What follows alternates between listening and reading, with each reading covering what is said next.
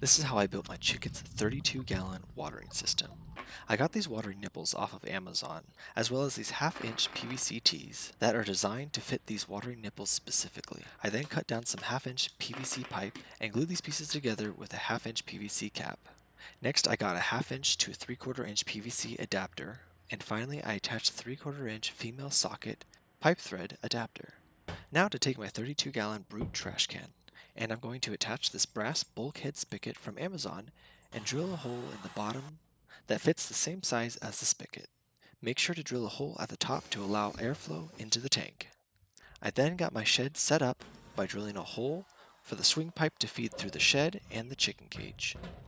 I wrapped up the thread with thread tape and got a drip lock faucet adapter and connected that to the spigot and swing pipe, and used a drip lock male threaded adapter to the other end of the swing pipe to connect the tank to the PVC nipple setup.